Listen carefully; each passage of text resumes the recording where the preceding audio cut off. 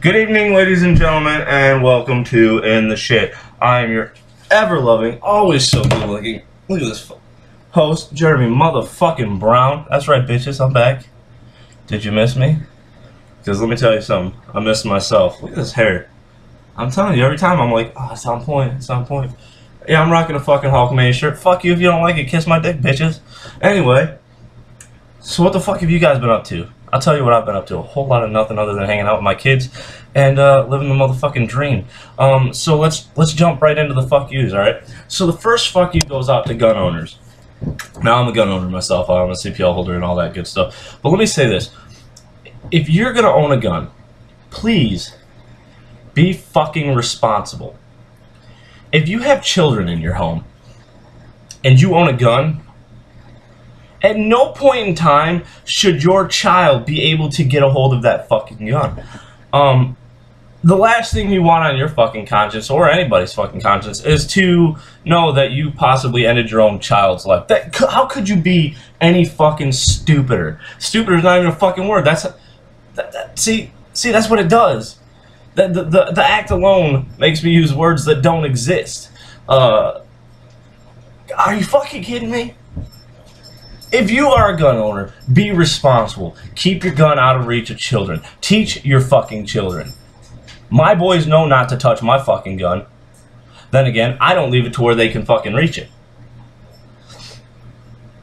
So there's that fuck you. Are you kidding me? Are you fucking kidding me? Well, I apologize. I get a little that one hits a little close to home. The simple fact is this: if you're a gun owner, you should be very responsible with your guns, because too many times you hear in the news, little kids shooting themselves or shooting their brothers or shooting their sisters, or fuck, even that one little kid reached in, grabbed his mom's gun out of her purse and shot her at fucking Walmart or wherever the fuck it was, and she died. So be responsible. Teach your kids gun safety, because you're a fucking moron if you don't. So there's that fuck you. I apologize. I got a little pumped up, but my bad. The next fuck you goes to all you dumb fucks in Ferguson. Listen, that shit happened a year ago, alright? Let that shit go. You guys, it kills me. Like, you want to bitch about shit, but then you don't know how to let shit go. Here we are a year later, and you fucking idiots are gonna start rioting again. Like, could you be any dumber? Like, are you fucking kidding me right now? You stupid fucks. I hope them cops whoop the living fuck out of all you dumb motherfuckers. So fuck you, all you morons in Ferguson. The next fuck you goes to the crackhead that lives right across the street there. Listen, I'm sure you've seen my post on Facebook about the crackhead drunk alcoholic bitch across the street yelling at the babysitter and starting shit with my mom. My mom almost went brown beat on her ass and put a hurting on this dumb broad. Listen.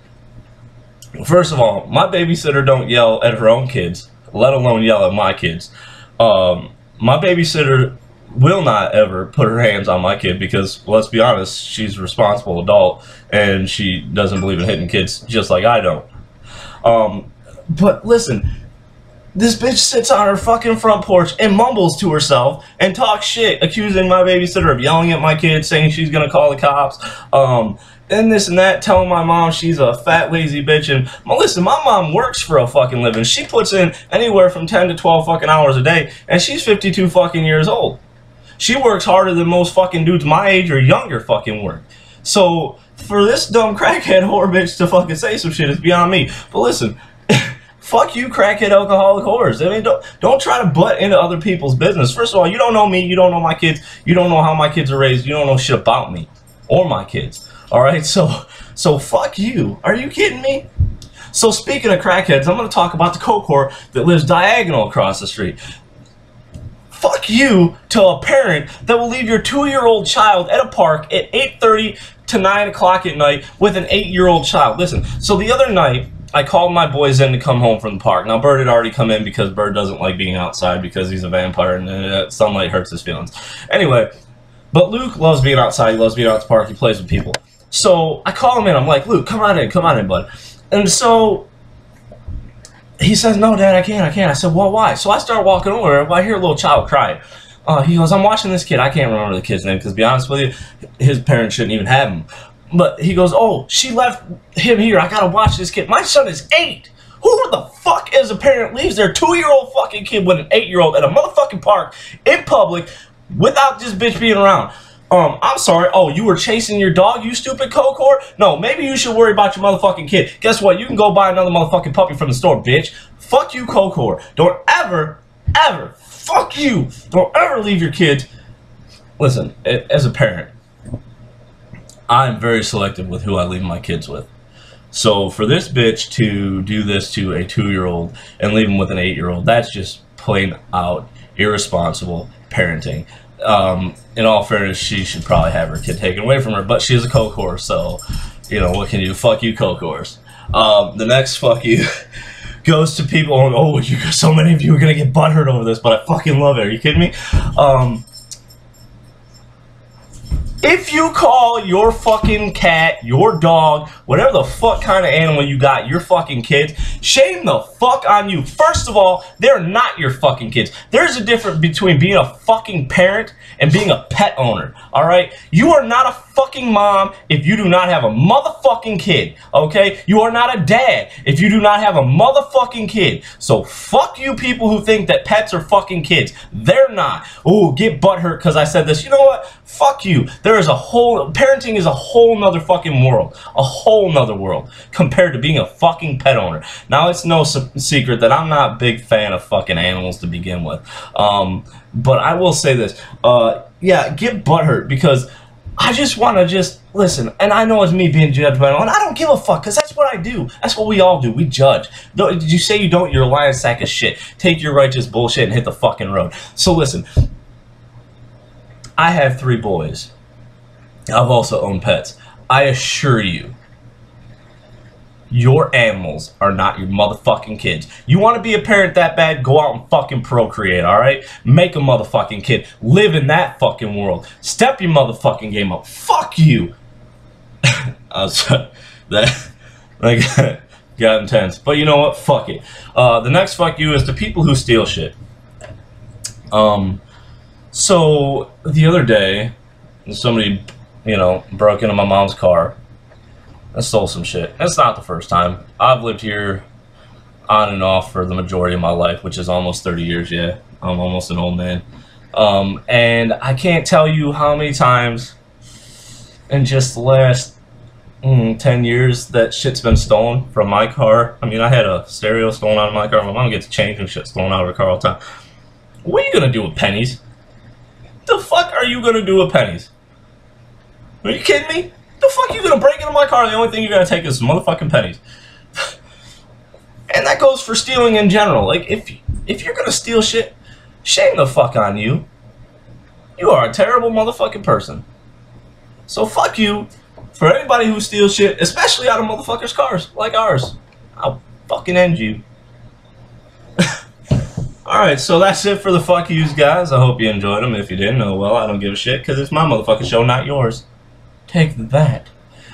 Anyway, so, I like to do a special, something special. I seen you guys probably seen my post today, but, one of my very best friends died a very long time ago.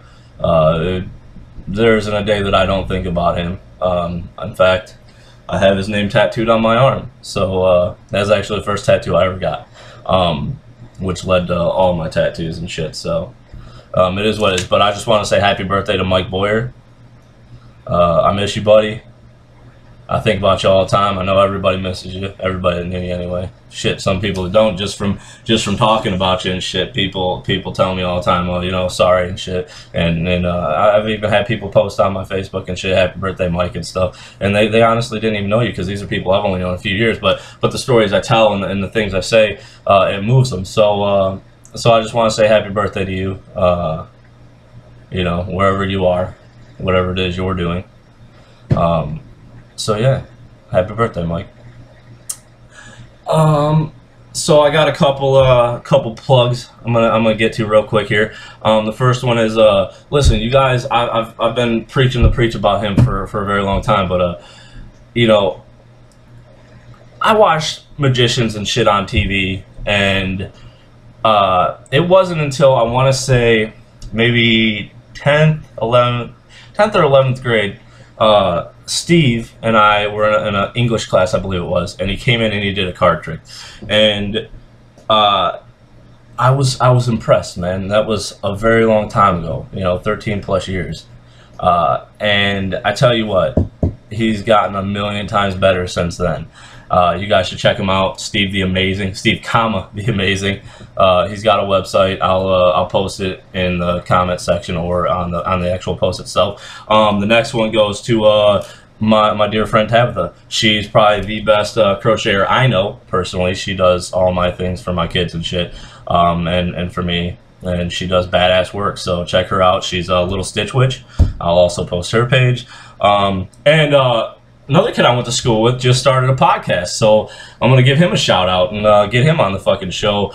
This is for Mike Puza, him and his buddies. They started a podcast. It's called Kapowcast, which I think is super fucking awesome. They talk about comics and shit like that, and it's pretty entertaining. I'll say that. So check that out. And then last but not least, my buddy Aaron Moore. He's got a shop in Allen Park. Two fat guys in a pipe. You can get. Listen, his candles are fucking amazing. They're fucking insane. Insanely good smells. But check him out too. So there's all that good stuff. So yeah, I know Hulkamania, right? So the question for this evening is, Jeremy, how do I get my girlfriend to do anal?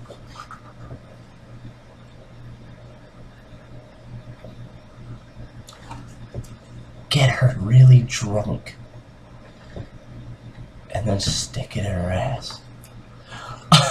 I mean, let's be honest. Realistically, your old lady probably likes it in the ass anyway, because women are just afraid to admit that they like getting stuck up their ass. So here's what you do. Maybe start with a thumb. Bloop, bloop, bloop. See where that goes. If she jumps, you're shit out of luck. She's probably not going to take it in the ass. However, if she doesn't, just go with it. Go with it. I mean, worst case scenario is she'll be like, "Oh, I didn't even know you were doing it." And, "Oh God, finally!" Listen, or you could just fucking, when you're hitting it from behind, fellas, just bloop, bloop, bloop, pop it right in. Oops, I missed.